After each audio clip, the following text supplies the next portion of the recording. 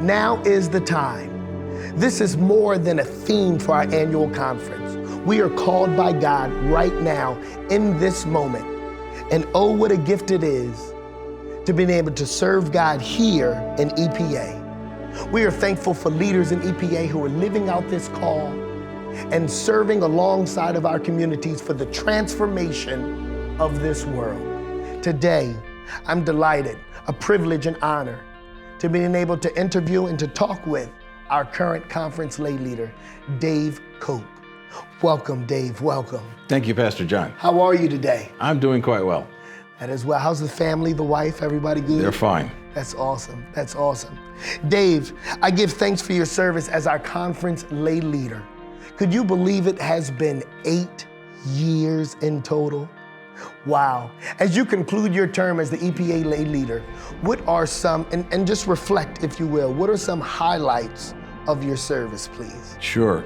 Well, I've had the opportunity to travel all over the conference and visit churches, go to meetings, and I've met people who I would not have met if I had not been conference lay leader. But more important than just meeting these people, I've actually helped serve food to the homeless in Lancaster, helped fill hurricane buckets in the Eastern District, wow. and other churches have distributed school supplies and clothing. It's literally the people of the Eastern Pennsylvania Conference being the hands and feet of God. Amen, amen. I deeply appreciate that your work has been focused on helping laity reach their full potential as transformational lay leaders. Share with us a few traits, a few characteristics of transformational leaders and how you see these leaders shaping the future of EPA. Sure. Good leaders have multiple characteristics, two of which are, first, technical competence. Right. They know how to get the job done. They know what needs to be done. Second would be intellectual competence. They can get along with people. They can get along with people who are different than they are, who have different opinions. But the third that really makes transitional leaders stand out is a vision for the future, where the organization needs to go. Not only that, but an ability to communicate that vision and to get others to come along with them.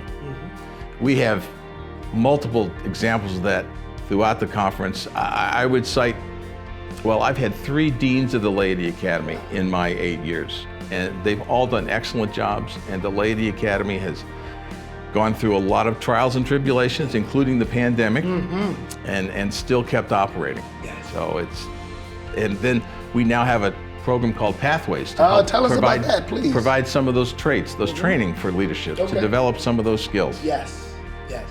I agree with you, Dave, about working with all the leaders and who are positive and who are hopeful, especially at this moment. God gives us future with hope. I see transformational leaders helping to shape the future of EPA, particularly through CSMs and CLMs. As you look to the future, how do you see laity leading EPA? Well, it's interesting you mentioned the CSM and the CLM programs. They're vital in the Eastern Pennsylvania. I've talked to some of my counterparts in other conferences, and they don't have quite the same program we have. Wow. And we have a shortage of clergy. And right now, there are many CLMs who are serving churches as their pastor. Yes. But you get back to the mission of the church, making disciples for Jesus Christ for the transformation of the world. On. That's the mission for both clergy and laity. And that's what our laity needs to be doing. Amen, amen. The United Methodist Movement has always been lay-led, and it's exciting to see how laity are continuing to help lead and push churches forward. We're deeply thankful for your service, Dave, and know that you will continue to serve God faithfully, even in new ways, through your transition. Again, Dave, thank you so much. Thank you. You're welcome. Thank you. And now we're going to hear from Denise Shelton on Hurricane Ida restoration. Welcome, Denise. Welcome. Welcome. Thank you. I wish we had like a background of somebody clapping right now just to say thank you for coming on. You know, you serve as our disaster recovery director. You've been working on project restoration as EPA responds to both Hurricane Isa East and Hurricane Ida. Do me a favor, for those that are watching right now, could you just share a little bit about the impact of those two storms on EPA churches and the EPA surrounding communities, please? Absolutely. So Hurricane Isa East occurred in August of 2020. So the community of Eastwick is still recovering from that at this time. In the middle of the pandemic. In the middle of the pandemic. Yes. And that was an undeclared disaster. So they're struggling to recover without FEMA funding. As I'm about to say, define for those that are watching online right now, what does underfund, what does that mean? Explain that so to me. an undeclared disaster means that they don't have access to FEMA funds. Wow. So they don't have access to a lot of the government programs that come with that as well. And so they have had to recover on their own and with support of some other nonprofit organizations who've decided to come along to assist them in their recovery. Wow. And with Hurricane Ida, we had two churches that were significantly damaged. Oh gosh. Otterbein in Montclair and Calvary in Ambler. Okay.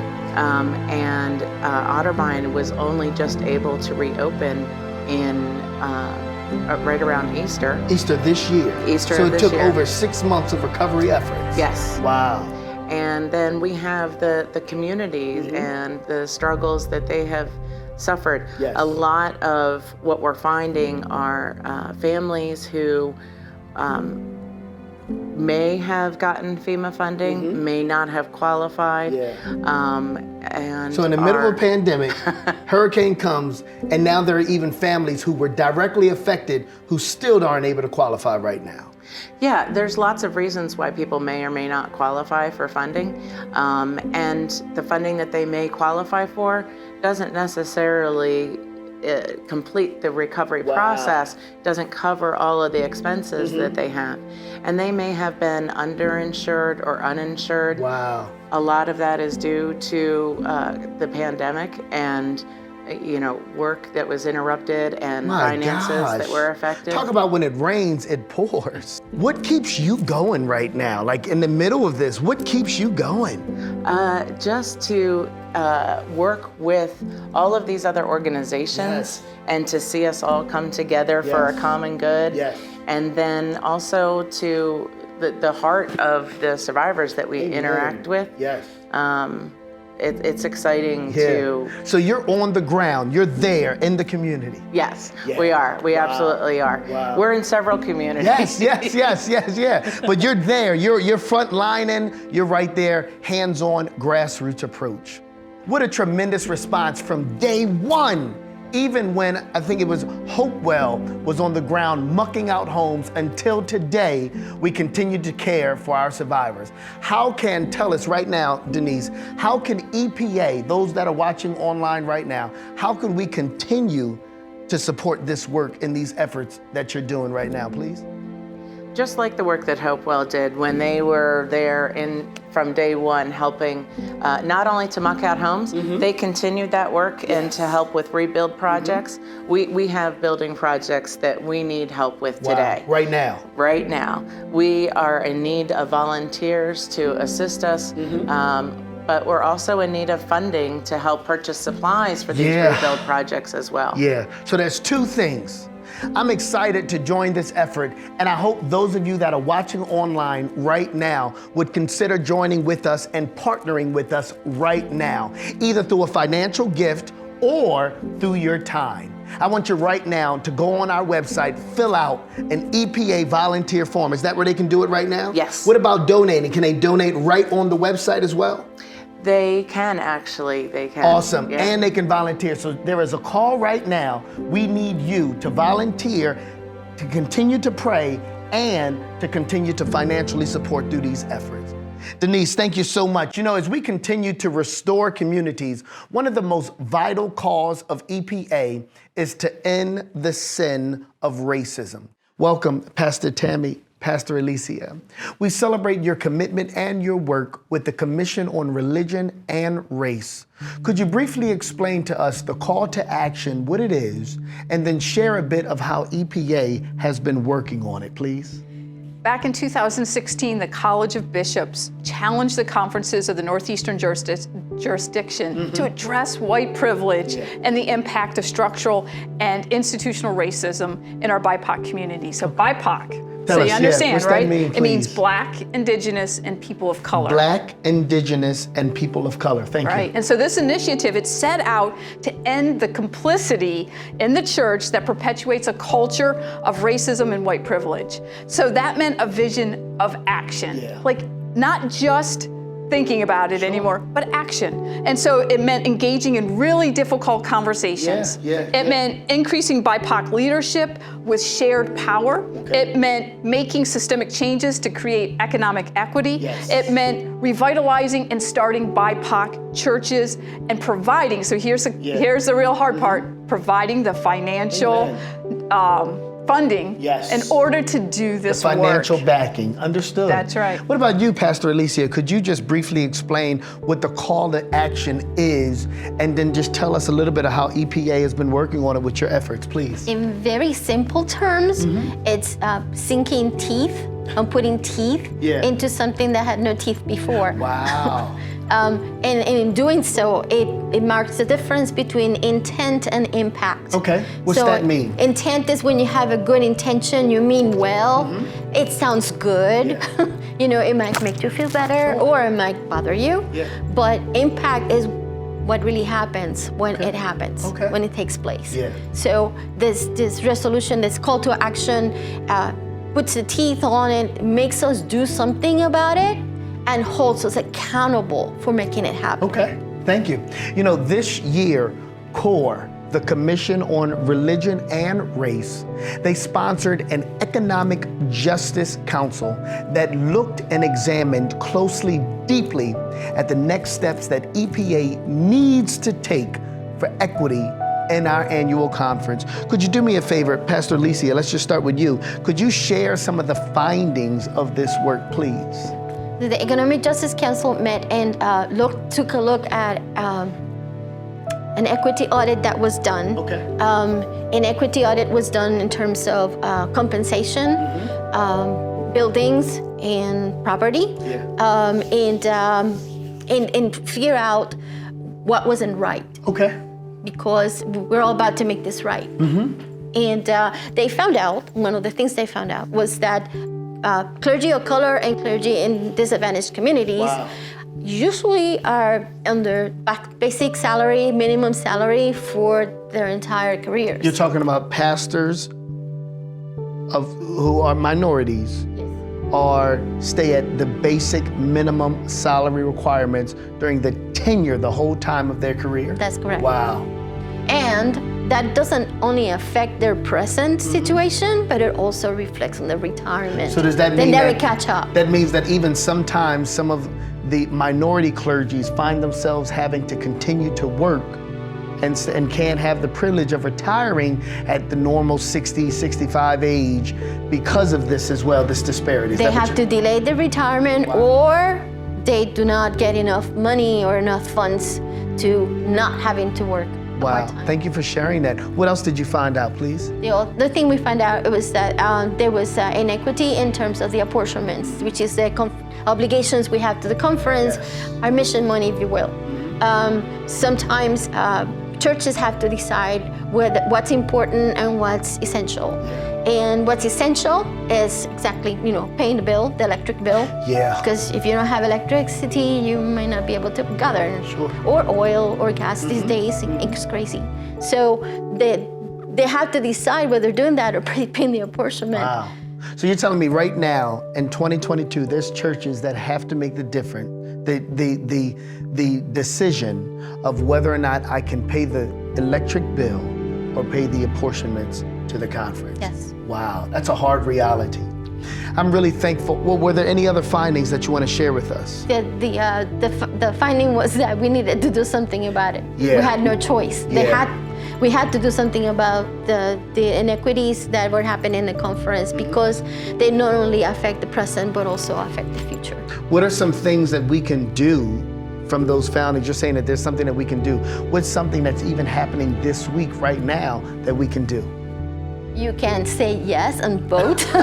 Tell us a little bit about that, Pastor Tammy, please. So out of this equity audit, we created the Path Toward Wholeness, Wow. right? Okay. Which is something you're voting on this week Yeah. in order to make right size apportionments, in order to address increasing leadership for BIPOC clergy, increasing ministries that are of BIPOC, all of that. So this Path Toward Wholeness is an actual plan that puts the finances that we need behind this to make the changes that will end racism or dismantle racism in our conference and move towards a more equitable place. I'm really thankful for a history of work by so many that have come before us and that we continue to build on that history.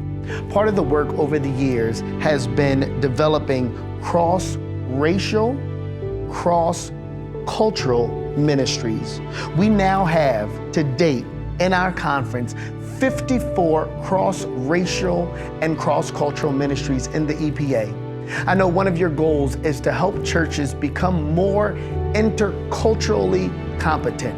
Could you do me a favor and just share with us in ways that churches can grow to become more interculturally competent? As a matter of fact, what does that even mean, interculturally? It's a mouthful. Competent, please. What's that mean? Yeah, so when we look at this phrase, intercultural competency, right? It's talking about how to effectively minister across cultural diversity, right? And so, if you take my life example, I grew up in primarily white neighborhoods, went to white schools, taught, worked in white communities. And so the people around me were like me, they were white, and we lived out of the same norms. But in order to minister effectively in what we now experience in our communities, which is greater diversity, right? I have to be able to cross those boundaries. And that means my being more personally aware of my own culture. It means an openness to learning cultures, an openness to learning history. That's what I was about to say. Before you even can go in and make, is there room for healing to that approach, to being able to eat the history and some of the systemic racisms that you may have not been a part of, but what your culture had brought to the table to some of those communities that we're serving now? No, and it's a difficult place to step into because we know it's a place of harm. We know that it's a place of long-term harm, and it continues. And I think that's even just as hard to swallow, right? That it continues to happen, and I can continue to be a part of that and perpetuate it, or I can learn when I'm doing things that are harmful, and I don't intend them. It's just that I haven't for a long time been aware of those things. And so by increasing my awareness, becoming educated, and when I recognize that I've done harm, not necessarily intentionally, but being willing to amend and to learn from that. And it's something that our churches can begin to do right now, being intentional and willing to amend and to bridge that gap. What about, do you celebrate us being at 54 churches right now? Is that something that we should celebrate, or is that something that you want to see improvements on? If the reality is that we have 54 cross-racial, cross-cultural appointments, but the reality is also that 90% of our churches are white. Wow. And 78% of our clergy are white. Wow. And 100% of our communities are diverse. Oh my gosh. So do the math. So you're saying that our churches need to be what? Reflective? Tell us, please. They need to reflect the community they serve. Wow. And that includes and involves asking the question, who holds the keys? Because that's where the power is. I have the keys. You can use my building, but I have the keys. As opposed to being intentional and sharing the power. You touched on that earlier, right? Yes. Right, sharing the power means bringing people that are different than us to the table, that means being able to be in relationship with them, right? This work is not about, this work is totally about building and forging relationships. It's a call to relationships. And in order to do that, raising your own intercultural competence will allow you to work more effectively, to step into diverse communities, grow diverse churches that will really reflect our local church, which is the heart of our United Methodist belief system. Absolutely. The heart of That's what everything we're is built local on. church. That's our We're foundation. built on local church. So how do we build local church? We step into communities that are diverse, and we're willing to learn and grow to become that diverse church, And the beloved community. When we go in, we learn as opposed to us telling them what they need. Would you say, or what? You have to listen, and it is a process. And it doesn't happen overnight. And you have to be kind to yourselves, but at the same time, there's an urgency behind it. The moment and the time is now. The moment and the time is now. Listen, in addition to EPA's commitment to dismantling racism, we are also committed to creating new places for new people. I'm grateful to have shared this moment with Pastor Tammy, Pastor Alicia.